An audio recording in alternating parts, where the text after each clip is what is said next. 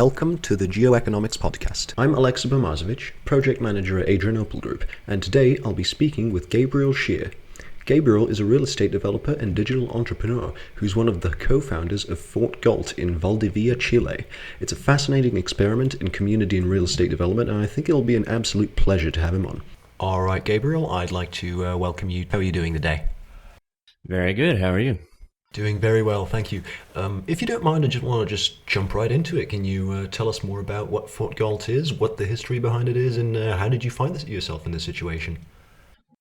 All right. So Fort Galt is just a gated community like any other, really. There's not a whole lot that physically makes it all that special.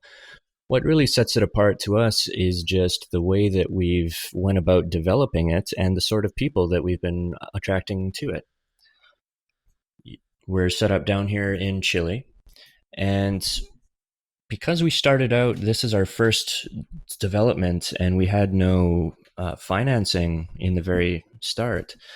We came up with sort of a crowdfunding-inspired method of incremental steps. So when we first started out, we began by putting out concepts and renderings and basically just a bunch of material on the website to start attracting people that were interested in building the same sort of place that we were.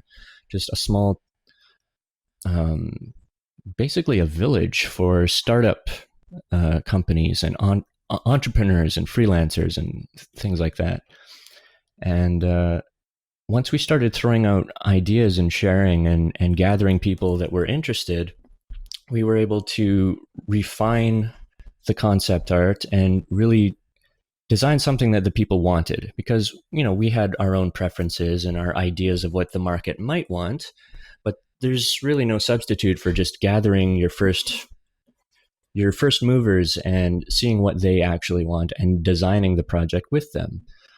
So that's what we did. And we did things in such a way where people didn't have to commit very much up front. They were able to start small and trust us with 10% of the estimated cost of their room and see what we actually did with it. So we would start by saying, like, okay, here's a step that we have to do next. Let's say that's hiring an architect or doing a soil study or a survey or something like that. And we'd say, okay, this is what this step costs to do. We need to collect this much from each member, and we'll just go ahead and do that. And once it's done, they can see the progress, they can see the result, and when they're happy with it, then they trust us with more to take more steps. So It's kind of a slow process doing it that way. And there's a lot more management of people and organizing that has to go into it. But when you don't have any money to start out with and you have to build trust from scratch, sometimes you have to take the long way around, and that's definitely what we did. It's worked out well, but it definitely took time. We've been at this for about 5 years now. Yeah, I think the linear development line is an underrated thing. The growth that comes along with people moving into the community sounds like the way to do it. And I also noted that you chose Chile as the host country for Fort Galt. Is there any reason in particular you chose that country? Yeah, just before I came down to Chile, it was around 2012, 2013 when Bitcoin was really taking off. There were a lot of online conversations going on, and even live groups as well, among libertarian-minded types, people that were looking not just to get their Bitcoin out of the reach of, taxation and all that fun stuff, but just, people were realizing that they have more options now. We're in this age where money was being freed up. All of a sudden, there's free market competition in the world of finance. And also travel is much easier and much cheaper. So people's horizons were just being opened up a bit. And we were starting to really look at a lot of other countries and say, you know what?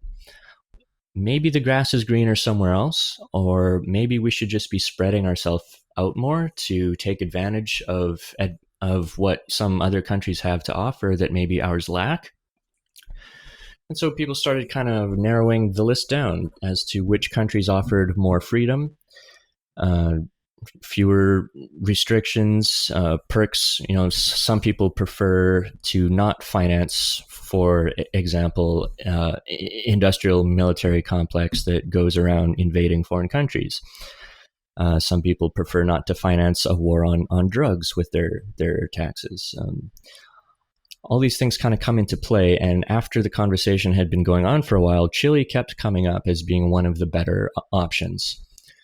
Just because it's so far removed from everything, the military doesn't run around doing all kinds of insanity. Things are relatively simple here. The financial structure has always been stable. The political climate was relatively stable, and the land was very nice. I mean, it looks a lot like Northern California, where we are here, kind of similar to Oregon.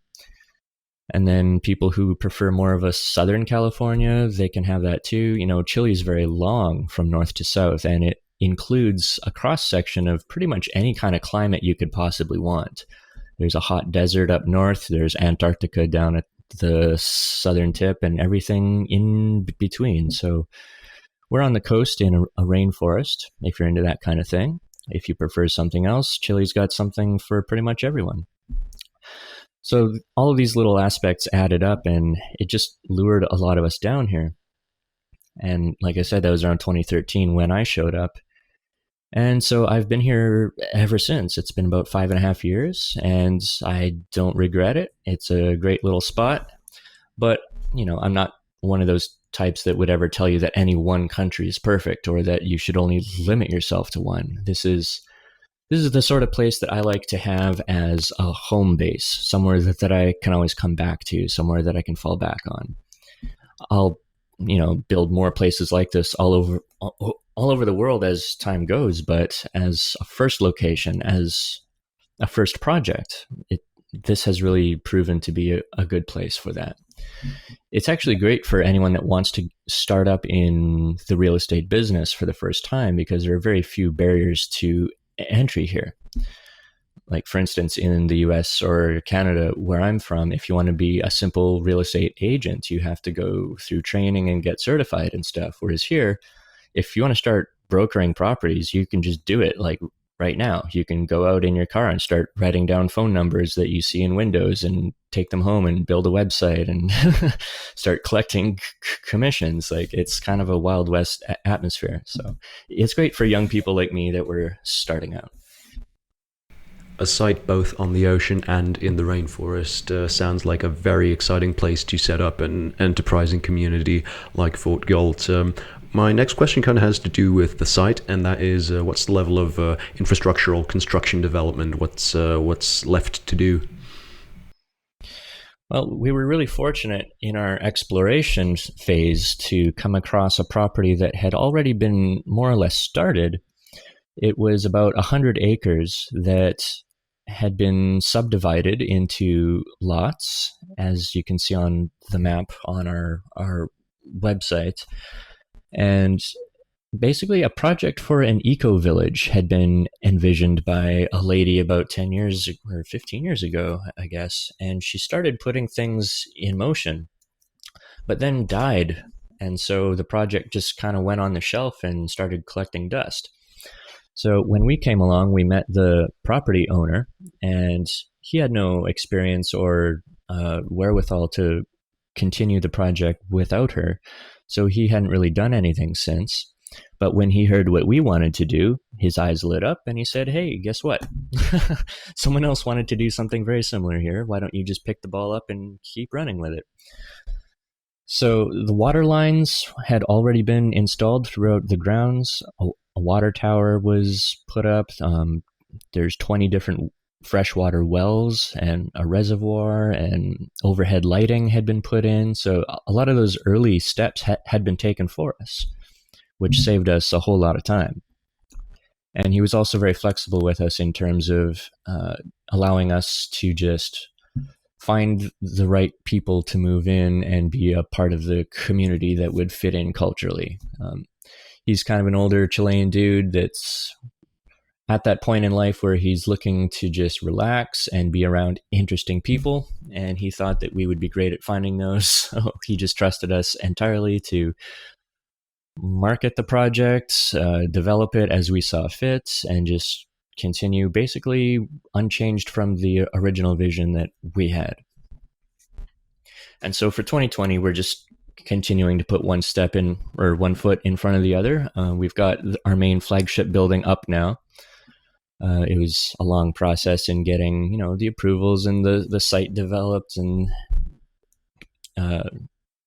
there's a concern for seismic activity in this part of the world. So construction is usually much more of a serious affair in terms of making sure that you design things in such a way that they meet the code. So a simple concrete foundation for this building cost us over $100,000, for instance, to make sure that it was huge and able to withstand seismic pressure. So anyway, we're moving on to work on the interior now. And 2020 is just going to be a matter of selling the last few rooms in that building that are available and finishing the interior work and having people move in. And move in they shall. It definitely seems like a promising project. However, what I did note is the seismic activity that you mentioned. There's probably other problems and challenges that you guys have faced. Could you go more into those? Are there any big hurdles that you guys are facing right now? Not in particular, no. We're at the point now where up to this point, it's always been a difficult chicken and the egg sort of a situation where you want to sell a dream to people, something that doesn't exist tangibly yet. So that requires a leap of faith, and that can only be done by a certain type of customers, and they're kind of a rare breed. So it's been a lot of word of mouth networking, just finding the right people to be those first movers.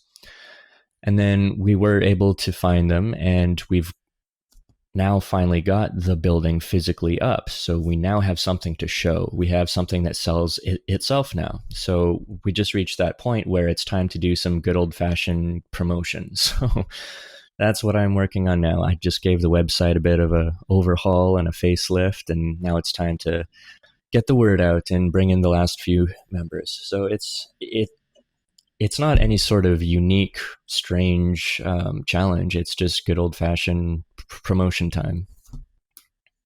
I definitely agree that the public relations department of any of these projects is exceedingly important, and that kind of does seg into my next question, which is, what was the public response, both online and offline, to Fort Galt? Could you expand more on that?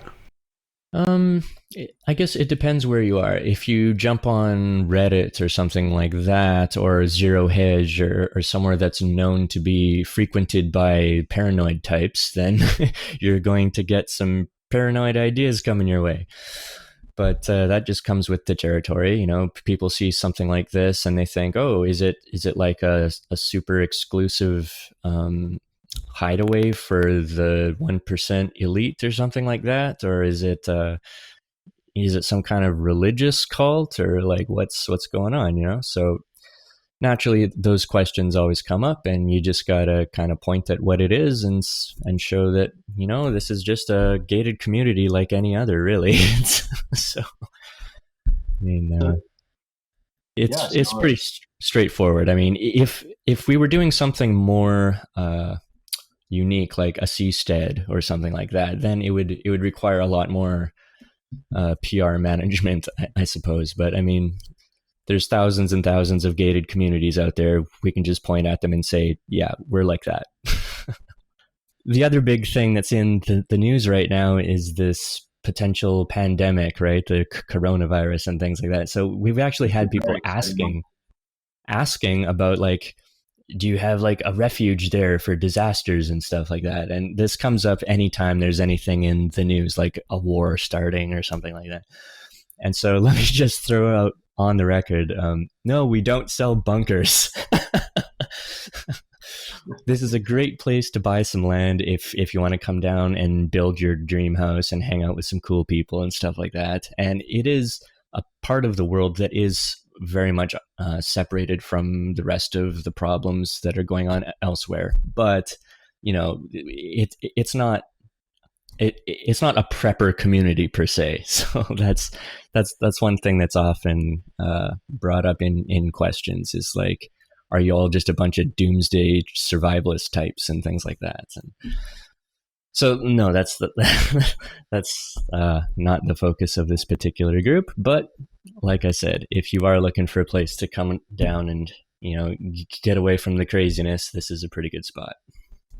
Oh yeah, I mean, there's various kinds of communities out there in the world, and that's kind of my next question, and that is, are there any other communities of this type out there in the Great Wide World that you either influenced or kind of learned from in these years that you were active in this field?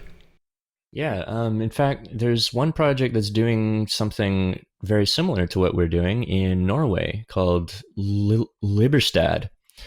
And we've been in touch with them during this time. We seem to be developing at a pretty similar rate, and we seem to be attracting similar types of people. The main difference is just what side of the world do you want to be on. So we're way down here on the southern side of the ball, and if you prefer to be up in Norway, then there's an option up there too. So I haven't been to visit it yet, but it's definitely on my to-do list. This sounds like a very exciting space to be in right now. What do you think the 2020s hold for this community/real estate development space? Do you think that it's going to be a growth decade for this field? I definitely do. And more specifically, I see trends in regards to themed places. So as travel becomes cheaper and easier, and as people become more able to find one another online first, I think what we're going to see are settlements popping up that are not necessarily for permanent residents, but maybe more of a transient sort of a thing where people rent out properties on Airbnb or something internal that's similar that cater to very specific niche markets. So let's say maybe a fan of a particular TV series or video game or a fantasy novel series or something like that. They could build an experience around that theme and attract fans of it for temporary stays, or heck, I guess it could be long-term too, depending on what it is. But we're in this age now where people, especially younger people, kind of in our quote unquote millennial bracket, they're not interested in owning things.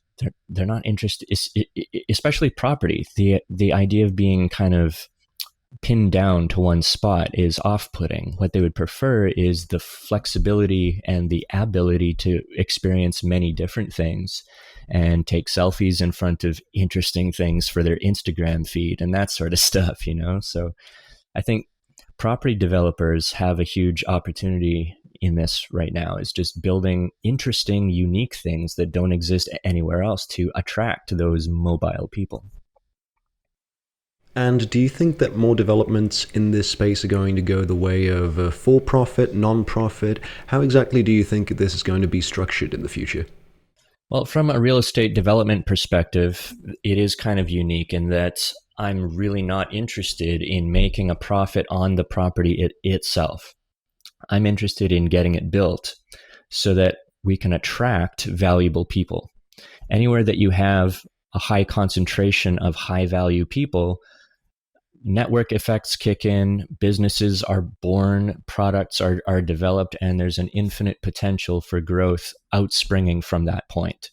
And that's what I'm interested in doing here, is just creating that sort of an atmosphere where we can develop all kinds of awesome new shit, that just pays for itself 1,000 times over. You can't really predict how that's going to play out with any accuracy, but it's the kind of thing that really interests me. It's what inspires me to keep going. Because just building houses for people, I guess that's necessary, but it's kind of boring, Like I'm a lot more interested in seeing what people do with it. Like when you put a bunch of interesting, creative, higher value people in the same spot, what do they produce? I mentioned to you once that I was at an entrepreneurship boot camp, and that's where I met my business partners. Just that was 3 months long. But it was a microcosm of what we're trying to do here on a larger scale. It's a lot of entrepreneur freelancers, mostly younger people, but not all, were all gathered into one spot. And for 3 months, they were just focused on creating new products, new concepts for businesses and things like that. And it was great, but there was no residential solution there. So at the end of this program, we all had to just go back home, and go back to our old habits, and the friendships that we made, most of them kind of just fell by the wayside. And there was a lot of value lost. So what we want to do is create something more permanent that has that same spirit. Yeah, your passion definitely shines through in this entire interview. So for our viewers who may also be as passionate about this subject as you are, where do you suggest they find more information about Fort Galt and yourself?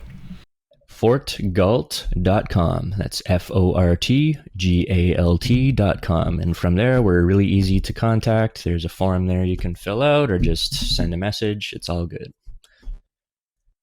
Well, Gabriel, I want to thank you for taking the time to chat with us today. And for anybody listening, if you want to find Gabriel or Fort Galt, that's fortgalt.com. And if you like the content we're producing, then you can like, share, and subscribe. So, Gabriel, any last words that you'd like to share with us?